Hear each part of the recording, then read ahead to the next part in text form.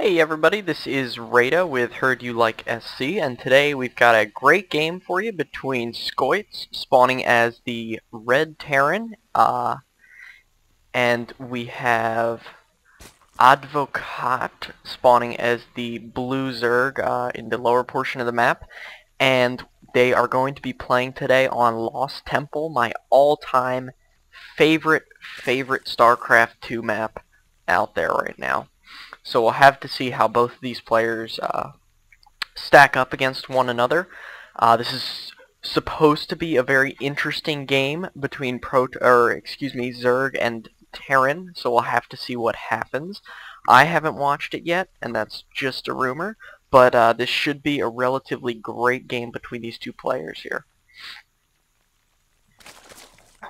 And we do see the Terran player is opting for an early barracks before his supply, and we see a refinery going down, so we could expect to see some early Reapers coming out here for this Terran player. And if we check back, we can see that, well, Scoits is all over the place here with his APM, so let's stop following him. But if we look, we see that this Zerg player is going to scout this with his Overlord. He sees the barracks going down, and maybe he'll be able to anticipate this rush and be able to counter it. The Zerg player does have an extractor going down already before the pool, and there we have the spawning pool going down. Hopefully he can get some defenses up if he needs them. We do see the supply depot going down for the Terran player, and I believe, yep, we do have a tech lab add-on being added to this barracks. So let's double check on the APM real quick. Wow, we have this red Terran player with an average of 240 APM, with the Zerg player hitting around 100. So this is definitely two relatively high-level players here. We'll have to see if this tampers off after a while, or if this guy really stays up around 200. My goodness, that's insane. So we check back on the production tab. Yes, we do see a Reaper coming out for this Terran player. And as soon as he hits the field, he's probably going to go right over and start harassing. We do see nitro packs being researched, and at the same time, we do see a spine crawler going down for the Zerg player. So he definitely is anticipating this Reaper rush, and spine crawlers are a great way to deal with that. We have 6 lings coming out onto the field right now, and a queen in production. So he should be able to hold this early Reaper offensive off relatively easily. Let's see what he does. Here comes the Reaper coming in. We have the Lings trying to chase it down, but microing very, very efficiently there, sniping off one of those Lings. And is he going to do it again? We'll have to see. He's being very, very cautious here. He's probably waiting for a little bit of reinforcements. No, he is forced to retreat. So we do see the Zerg player is researching the metabolic boost for his Lings, so they're going to be able to catch up to these Reapers a lot easier, and he is fielding more and more Zerglings, and we do have that transition going into a lair. Meanwhile, we have the Terran player here throwing down another barracks and another supply depot and another refinery, so it does look like he probably will keep pushing this Reaper build. Yes, he does have 2 more in production, but the Zerg player definitely in defense mode right now and ready to deal with this harass, and we'll have to see. The red player really has not done a phenomenal job of scouting, whereas the blue Zerg player is definitely very aware of what's going on, and that's definitely going to help him in this matchup. We'll have to see if he plays smart enough to stay in it, which is, you know, with this kind of harass, you still have to watch yourself a little bit, and throwing down another spine crawler definitely would not be a bad idea. So we'll have to see what goes on here. This Zerg player might be in a little bit of trouble here. He really, really could stand to throw down a Roach Warren, and then these Reapers just would not be a threat whatsoever, but we don't see that from him. We just see more and more Lings being produced. So we'll have to see how these two players keep this up. The Terran player does seem to be dedicating himself to mass Reapers at this point. Definitely making the most use out of them as possible to harass this Zerg player. Zerg does have a very, very hard time dealing with Reapers, and that's actually exactly why they're going to be nerfed in the next patch that's coming out. I believe either the price or the build time is going to go up, but it is on Blizzard's page. And we do have a Spire going down for the Zerg player, which is going to completely negate these Reapers up here. So, again, definitely a smart play, but is it going to be up in time?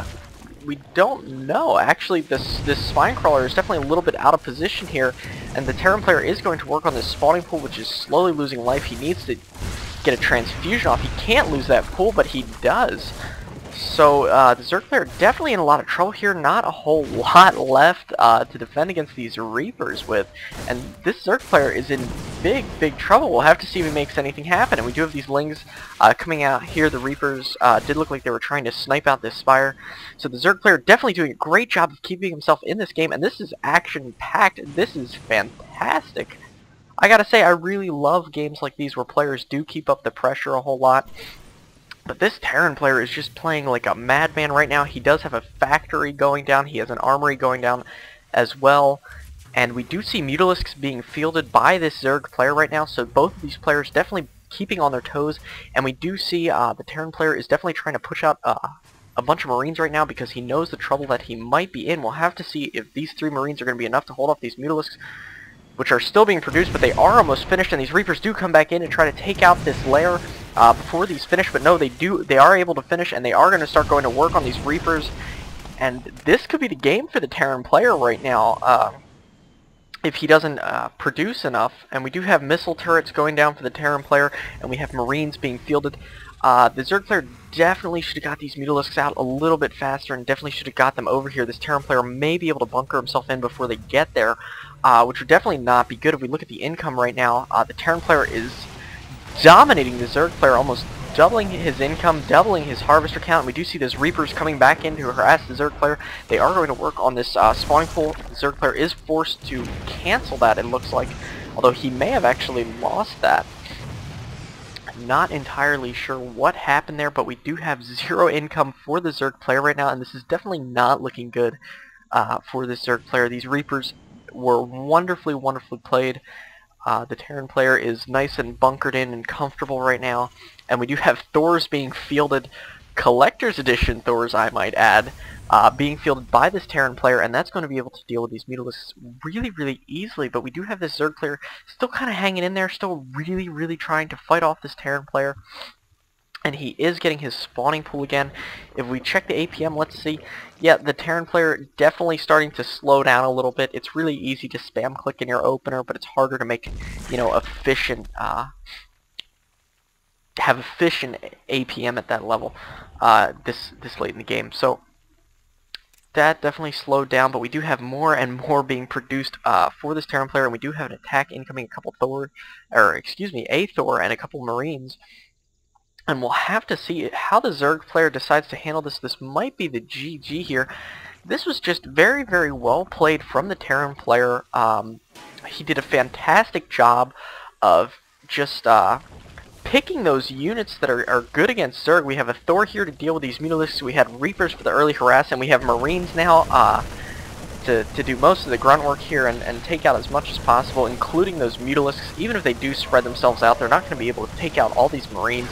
And this is going to be good game from the Zerg player. We'll have to see if he draws this out any longer. He should have realized at this point that he's not going to be able to stay alive. We do have a Queen out and a couple of Lings being produced.